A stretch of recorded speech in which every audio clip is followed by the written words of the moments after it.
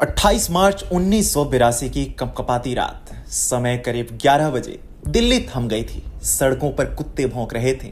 Rickshaw वाले रिक्शे में ही कंबल लपेटे सो रहे थे। दूर चाय की टपरी पर एक दो लोग चाय पी रहे थे। लेकिन दिल्ली में प्रधानमंत्री आवास में एक बड़ा खेल चल रहा था। एक बड़े षड्यंत्र की बू आ रही थी। तत्कालीन प्रधानमंत्री इंदिरा गांधी की आवास में चिल्लम चिल्लाहट मची थी। इंदिरा गांधी की चीखती आवाजों से इलाका गूंज उठा था। ऐसा लग रहा था कि मार्च की इस सर्द रात में अंगारे बरसने वाले हों। यह वही रात थी जिसने इंदिरा गांधी के सीने में गहरा आघात किया था, और यह जख्म इतना गहरा था कि इंदिरा गांधी जीते जी इसे भूल नहीं पाई। यह वही रात थी जिसने गांधी परिवार को ताश के पत्ते की तरह बिखरते हुए काफी करीब से देखा था। नमस्कार, आज की वीडियो में मैं आपको बताऊंगा कि आखिर 28 मार्च 1982 की रात को ऐसा क्या हुआ था जिससे इंदिरा गांधी सदमे में आ गई थी और गांधी परिवार बिखरता चला गया। उससे पहले यदि आपने अभी तक हमारे चैनल को सब्सक्राइब नहीं किया है तो इसे सब्सक्राइब करें और वीडियो को लाइक करें। इंदिरा गांधी के शासनकाल को कई बड़ी घटनाओं के लिए याद किया जाता है। राजनीति की सीढ़ियां चढ़ते चढ़ते इंदिरा गांधी इस मुकाम पर पहुंच चुकी थी कि उनके सामने किसी का टिक पाना नामुमकिन था। यूं तो इंदिरा अपने बलबूते आगे बढ़ी, लेकिन उनकी राजनीति को मजबूती प्रदान करने में उनके बेटे संजय गांधी का बहुत बड़ा योगदान था। काफी कम उम्र में ही इंदिरा गांधी के पीछे पूरी कांग्रेस पार्टी की जिम्मेदारी संजय गांधी उठाने लगे थे। संजय गांधी जो चाहते वही करते, जो कहते वही होता। कहा तो यह भी जाता है कि इमरजेंसी लगाने की सलाह भी उन्होंने ही दी थी। कांग्रेस में एक दौर ऐसा आया कि संजय गांधी की छवि इंदिरा गांधी से बड़ी हो चुकी थी।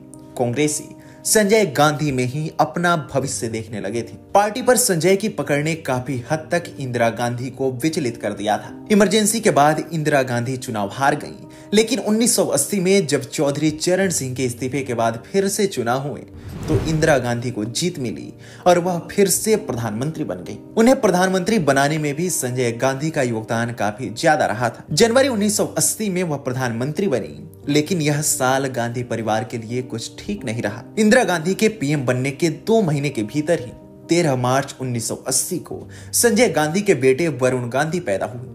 लेकिन इस खुशी को किसी की नजर लग गई और इसके 2 महीने बाद ही 23 जून 1980 को एक प्लेन क्रैश में संजय गांधी की मौत हो गई। इंदिरा टूट चुकी थी। जिस संजय गांधी में कांग्रेस पार्टी अपना भविष्य देख रही थी वो अब जा चुके थे। बेटे की मौत से हताश इंदिरा के ऊपर अब संजय गांधी की पत्नी मेनका गांधी और उनके नवजात बेटे की जिम्मेदारी आ गई थी। चूंकि संजय गांधी में कांग्रेस पार्टी अपना भविष्य देखती थी, लेकिन उनके मृत्यु के बाद उनके बड़े भाई राजीव गांधी को इंदिरा ने अपना उत्तराधिकारी चुना। यहीं से गांधी परिवार में कलह की शुरुआत होती है। इसके बाद तो हालात ऐसे होते चले गए कि बात बात पर इंदिरा गांधी और मेनका गांधी में बहस होने लगी। छोटी से छोटी बात पर उनकी लड़ाई होने लगी। एक और प्रधानमंत्री पद पर बैठी इंदिरा देश संभाल रही थी, तो वहीं दूसरी ओर परिवार को एकजुट रखने में वो नाकाम साबित हो रही थी। 1980 से शुरू हुई यह लड़ाई अब 1982 तक आ गई थी। संजय गांधी के कुछ समर्थक नेताओं के साथ मेनका गांधी ने इंदिरा गांधी को आंख दिखाना शुरू कर दिया था। एक बार तो कुछ ऐसा हुआ कि इंदिरा गांधी विदेश दौरे पर थी और उसी दौरान मेनका गांधी ने परिवार से नाराजगी के बीच लखनऊ में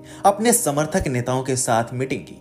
हालांकि इंदिरा गांधी ने मेनका को यह बैठक न करने की चेतावनी दी थी, लेकिन मेनका गांधी नहीं मानी। 28 मार्च 1982 की शाम को इंदिरा गांधी जब विदेश दौरे से वापस लौटी तो उन्हें मेनका गांधी की मीटिंग के बारे में पता चला।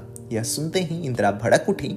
उसके बाद इंदिरा और मेनका गांधी में जमकर कहासुनी हुई। मामला इतना भयंकर हो गया कि इंदिरा गांधी ने मेनका को घर छोड़ने का फरमान दे दिया। यह पहली बार था जब गांधी परिवार में इतनी भयंकर टूट पड़ी थी और बात घर से निकालने तक पहुंच गई थी। इंदिरा के फरमान पर मेनका ने आपत्ति जताई, लेकिन इंदिरा अपनी बात पर अड़ी रही। इंदिरा ने संपत्ति दिए बिना ही उन्हें घर छोड़ने का निर्देश दे दिया।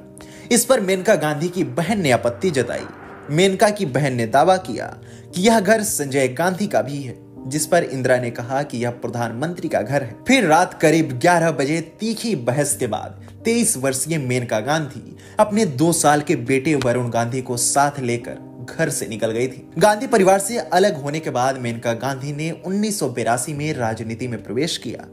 3 अप्रैल 1983 को उन्होंने राष्ट्रीय संजय मंच की स्थापना की। आंध्र प्रदेश में पार्टी ने बेहतरीन प्रदर्शन किया। इसके अगले साल ही ऑपरेशन ब्लू स्टार की घटना घटी। 1 जून 1984 से लेकर 10 जून 1984 तक पूरा अमृतसर छावनी बना रहा। ऑपरेशन ब्लू स्टार के विरोध में 31 अक्टूबर 1984 को इंदिरा गांधी के सिख बॉडीगार्ड्स ने उनकी हत्या कर दी, जिसके बाद पूरे देश में सिखों का नरसंहार हुआ। इसके बाद 1984 में लोकसभा चुनाव हुए तो कांग्रेस की ओर से राजीव गांधी को प्रोजेक्ट किया गया। राजीव गांधी ने अमेठी संसदीय सीट से चुनाव लड़ा और यहाँ उनकी सीधी टक्कर मेनका गांधी से हुई, लेकिन इंदिरा की हत्या की सहानुभूति के कारण राजीव गांधी चुनाव जीत गए और उस चुनाव में कांग्रेस पार्टी ने बड़ी जीत हासिल की थी। इसके बाद मेनका गांधी ने जनता दल में अपनी पार्टी का विलय कर दिया और 1988 में खुद भी जनता दल में शामिल हो गए। 1989 के चुनाव में उन्हें पीलीभीत सीट मिली। इस सीट से उन्होंने शानदार जीत हासिल की और केंद्र में मंत्री बनी। इसके बाद मेनका गांधी 2004 में बीजेपी में शामिल हो गयी और उन्होंने पीलीभीत निर्वाचन क्षेत्र से जीत हासिल की। इसके बाद उन्होंने 2009 में आंवला, 2014 में पीलीभीत